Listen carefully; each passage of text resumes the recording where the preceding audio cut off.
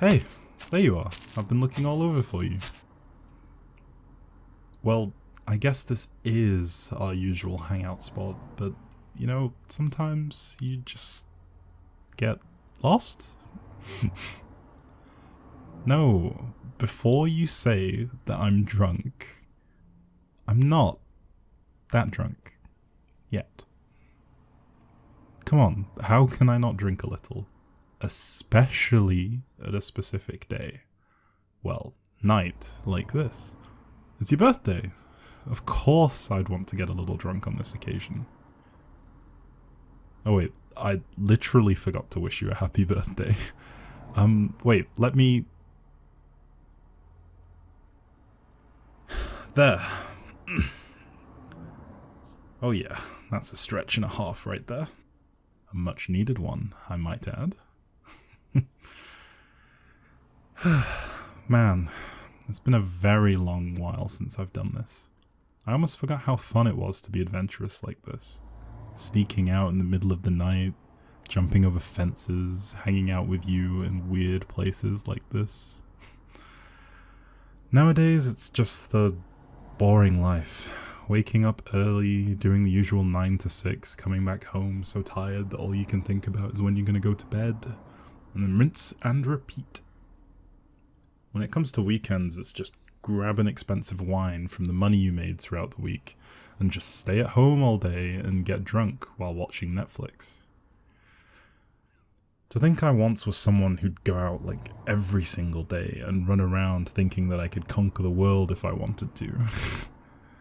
Anyways, speaking of expensive wines, look what I got you for your birthday. Come on, what else you expected? It's your favourite wine that, for some unexpected coincidence, also happens to be my favourite brand of wine as well. Now, I know you really can't drink with your current situation going on right now, but I can. And as your lifelong best friend, I'll gladly take the honour of finishing this whole bottle of wine myself. Can't be letting this expensive stuff go to waste now, can I? So, a toast for my best friend's birthday.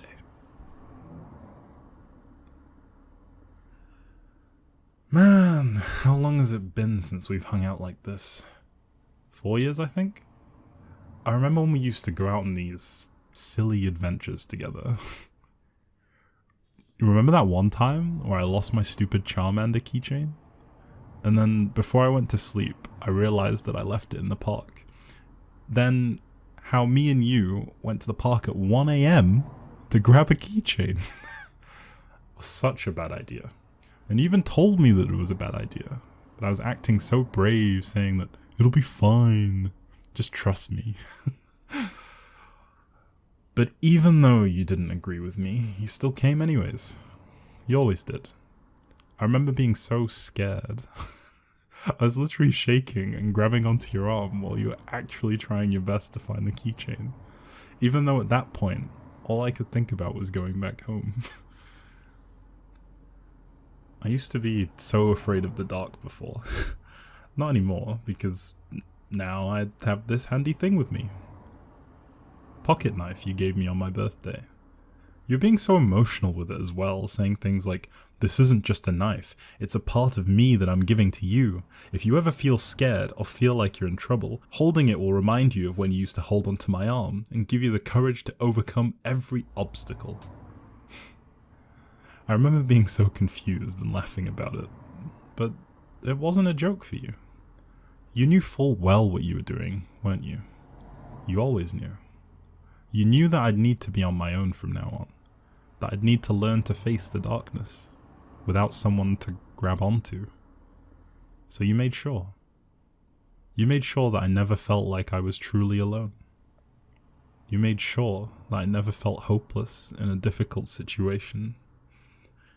You made sure that I felt your presence, even though you were long gone.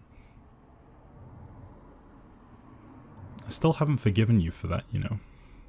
I don't think I ever will. How can I?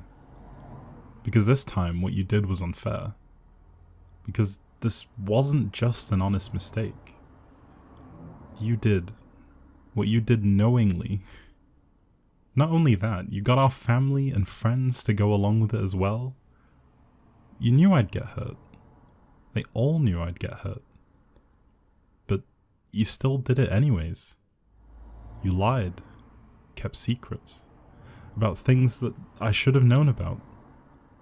Things that I had the right to know about. You kept them all a secret.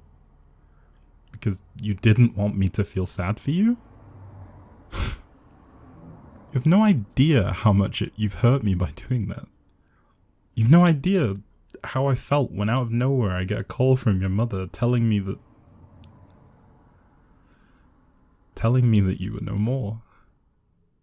You don't know how it felt when I got to know that you were sick for years, but you kept it a secret from me.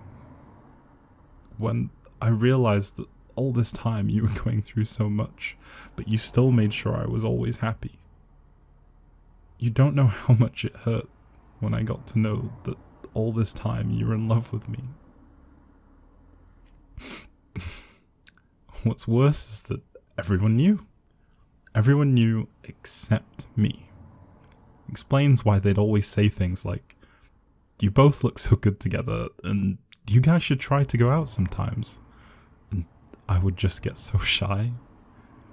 I would get so shy because even I was in love with you. I was so madly in love with you, but I was scared. I was scared that if by any chance you rejected me, I wouldn't be able to handle it. I was scared that if I confessed to you, I'd lose my best friend. And I didn't want to take that chance. And that's something I will always regret. I wish I was brave enough to take the chance. I wish I was brave enough to just say the words you'd always wanted to hear from me. I wish I could just be brave enough to say, I love you. I love you so, so much. And I hope wherever you are right now, you can hear me say these words to you. Well, as much as I would like to spend more time with you, I think I should probably get going now. I'm sure you'd be yelling, saying, "Why would you come to a graveyard at midnight by yourself with a bottle of wine?" or something like that. So, to honour your concerns, I will get going now, because I'm pretty sure if someone saw me here, they'd think I'm some sort of ghost or something. Plus, I do need to go home and finish this bottle of wine I bought for you. So, goodbye, my love.